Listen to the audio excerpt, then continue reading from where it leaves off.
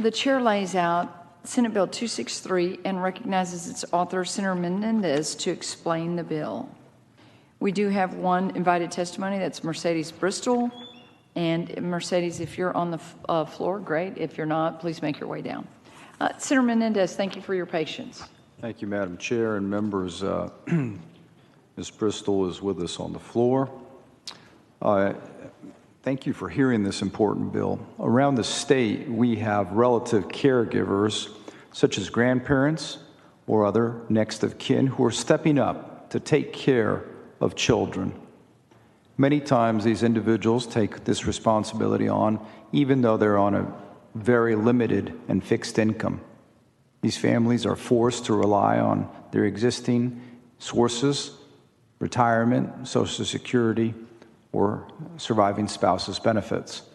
Without any additional safety nets, many families are forced to struggle to make ends meet and to provide for children they did not expect to have to care for. Not only do these kinship caregivers keep the child from being placed into our foster care system, it allows the child to have a sense of familiarity, family, through what is typically a very chaotic time in their lives, and we know that they do better than in the foster care system. Senate Bill 263 would allow all kinship caregivers who are relatives, specifically adult siblings, aunts, or uncles, to be able to receive the monthly temporary assistance for needy families payments which grandparents are currently eligible to receive. It also would change the eligible age requirement from 45 years of age to 25. This would allow for brothers and sisters to care for their siblings when a parent is unable to do so. Members, when children are moved from their custodial home and to next of kin or a grandparent for temporary custody, is often done at the expense of that caregiver. This bill would make sure that the child gets to stay with family while ensuring that caregivers are supported. And if anything we've learned during COVID, our foster care system can't handle any more kids. I'm constantly on the phone with Commissioner Masters about the fact that we don't have space, that kids are sleeping in intake centers. So if we can help kin take care of kids, let's do that. It's just, in my opinion, a common sense bill, and I appreciate you setting the bill for a hearing. And, you know, if there are worries, there is no fiscal note on this bill. Oh. And it doesn't make anyone under this group, anybody eligible for TANF. And so I think really we would do the right thing, and we'd do well by doing the right thing for so many citizens and future citizens. Well, these little kiddos are going to grow up, and we're going to have to take care of them someday.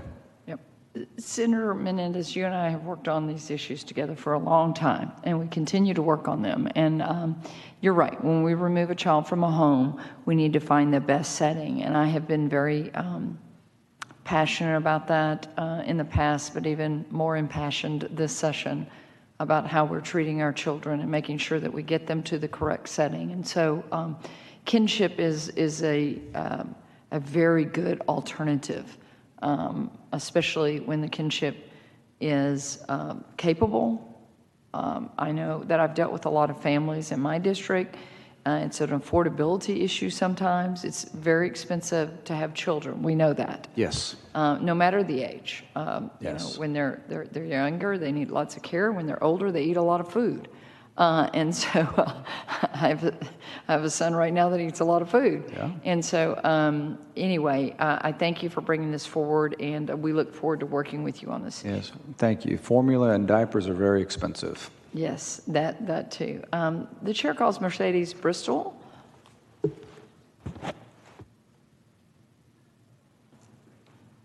Mercedes, welcome. And while we're waiting on that, next on deck would be Senator Bentoncourt, and then we'll start to move to the committee members that are available on the bills that they have filed and are having a hearing today. If you would state your name for the record, who you're with, and your position on the bill. Good morning, Madam Chair and Senators. My name is Mercedes Bristol, and I am a grandmother that has raised and adopted 5 grandchildren. I've I've had them now for 10 years, and I still remember that day when I got the 5 children, and it was right before Christmas Eve, and it was December 22nd, and I got a 3-month-old baby, a 3-year-old that was suffering from malnutrition and failure to thrive. And then I had a 6-year-old that his behavior was undescribable. And so I had a 7 and a 9-year-old. And later on, as time went by, I found out that the behavior of the 6-year-old happened to be, he had ADHD and post-traumatic stress disorder. And so I didn't know how much trauma these children had gone through. It was the 3rd removal that they had from CPS. So the emotions that the grandparents go through, or caregivers, I think mostly grandparents, because we can't fathom the fact that our children are not taking care of their own children, right? And now they're placed in our home. And we're not prepared for that. I was 57 years old working for my retirement, and now I have 5 kids. And like I said, they had been removed twice before, and I've had them before, but they were always going back to their parents or to their mother. And these are my son's children. And so at this time, I had to hire an attorney because CPS would insisted to reunite them, but I stood my grounds and said, if they don't get help, you cannot keep putting these children through trauma.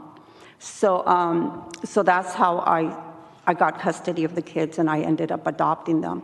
But one of the things that I remember is I didn't have a place they didn't have a place to sleep. You get 5 kids, no formula, like Senator said, no diapers, so you have to run. I had to go get 2 car seats.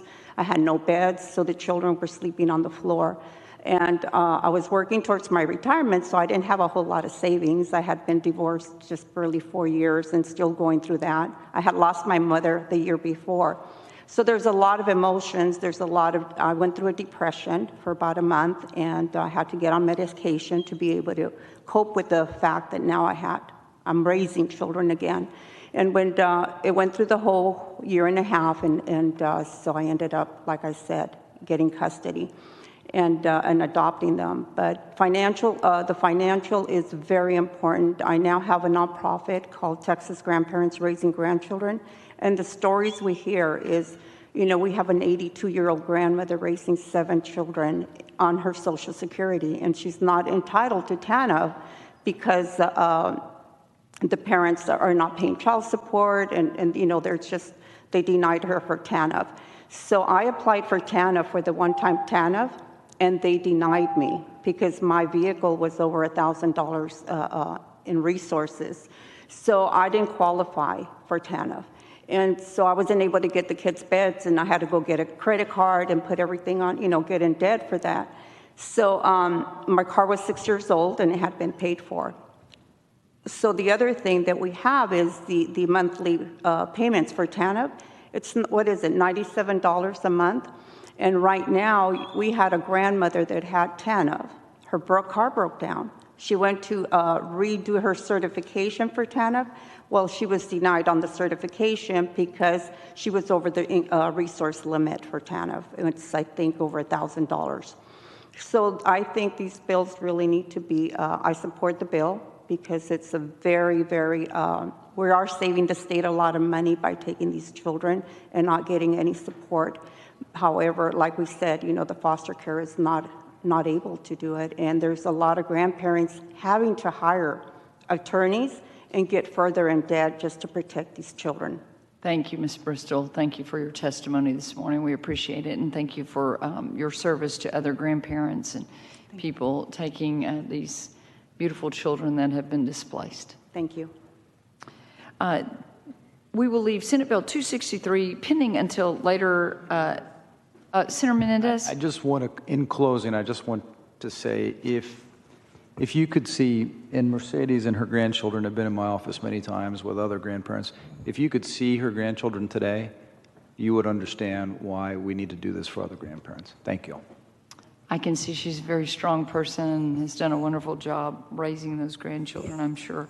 It is the chair's intent to leave this bill pending until we take public testimony later in the hearing.